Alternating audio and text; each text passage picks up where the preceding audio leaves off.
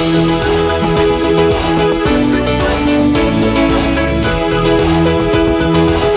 right, we're going to Lloydminster, Canada. Sheri, speak your mind. It's good to talk to you. You'll have to be patient with me. I'm a little nervous to be discussing a very personal issue with you. Well, we'll do that. Go right ahead, Sheri. Okay, we've been watching you for about 2 or 3 months, and you've got such a wonderful black and white attitude. It's nice to see you have such a good approach. Yeah, right and wrong. Yeah, you know, exactly. all these grays. And we don't get too much of that up here in Canada. There's a lot of sugar coating going on, and so we've learned a lot watching your program. Thank you so much. I'm thrilled to hear that, Sheri. You know, a lot of Christians buy into this liberal lie that, well, there are a lot of grays. Mm-hmm. How many times in the Bible does God say, you know, very few things are black and white, and most are gray? Mm. Does God ever say that in the... I have a whole expert panel here. Does he ever say that? Everybody's shaking their head no.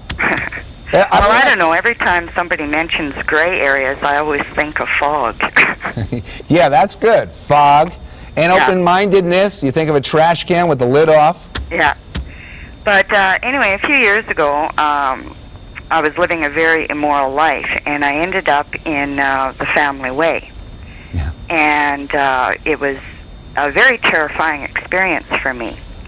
And the way it was, I decided to run from my problem and have the fetus surgically removed. Oh, the fetus. Yeah. And so I'd gone to, I had to go through a series of counseling before I could go through this procedure. Mm. And I asked, the lady said to me, well, you know, you're a nervous wreck and so forth and so on, and so we will give you the go-ahead to do this. And she says, do you have any questions that you would like to ask? And I says, well, I only have one question. And I says, will the baby feel any pain? And her jaw dropped. And she says, I've never been asked that question. As it turned out, regrettably, I did go through with it. But I take comfort in knowing that I'm a new creation, all old things have passed away. Yeah, that's right. Sheri, you know, all of us, in my past life, and every now and then we talk about, you know, I'll basically describe what I did to destroy my family. Mm-hmm. And it's a painful, terrible thing. But I've done terrible, absolutely terrible things in my life, and many of us have. Everyone has done things that have hurt others, hurt themselves, and hurt God. So we all need to be forgiven by God. That's why we have to recognize it, admit it, like an alcoholic who denies they're an alcoholic. They're far from help. Mm-hmm. But once you admit your problems, the things you've done wrong, and once you admit you're a sinner, that you've hurt people. Some of us have killed people. Others have been unfaithful, done so many terrible things to hurt one another. Crushing, painful things we've said. I mean, our words could cut into people. How we hurt one another, and if we don't turn to God and ask Him to forgive us, we're in big, big trouble. But once we do, and we put our faith in Jesus Christ and that God raised Him from the dead, it's a whole new, wonderful world. Well, it's, you know, I'll see that baby in heaven, I know that, and I guess I'm being bold in the fact that I'm talking about this on national TV. Yeah. But if at all, if anybody is out there that is in that situation, I pray that they do not have a seared conscience. And it is the most horrible thing that a woman can live through. Yeah, in this country, about 30 million Americans, 30 million American women have had abortions. Mm-hmm. So there are ministries designed specifically to help post-abortive women. Mm-hmm. And those ministries are, you know, they've got, I recall one sprung up, and within a year or two, they had chapters in virtually every state in the country. Because there's millions of hurting women out there. And so she never answered your question about would the child feel pain?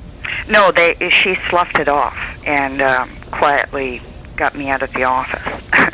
Yeah, and when she said, well, you're a nervous wreck, so we're going to do this, if, you know, when you go for counseling at an abortion mill like Planned Parenthood, That's like going for counseling with somebody who's with an encyclopedia salesman to ask him if you really need this set. Could go for counseling, he's going to sell you. And Planned Parenthood wants to sell you. And if they cared about you, Sheri, that was elective surgery, right? Mm-hmm. Elective. You were not dying. Well, it was like I was going in for a facial. You know, it wasn't like I was going in to have my baby put to death. Right, right. It was, well, don't feel guilty, get on with your life. And it's something that I think about every day. Yeah. And Sheri? It's not a case as I'm in bondage of it, but it's no, something I understand. that you don't forget. Sure, right. When, there are consequences to our actions, and we could be forgiven, but our life is always going to be different. Mm-hmm. Each time we make a decision to do the wrong thing, that takes away from what could be, the glory in our future. Now, God turns ashes into joy, and He does the most wonderful things. But let's say a Christian sins in any of 1,000 ways.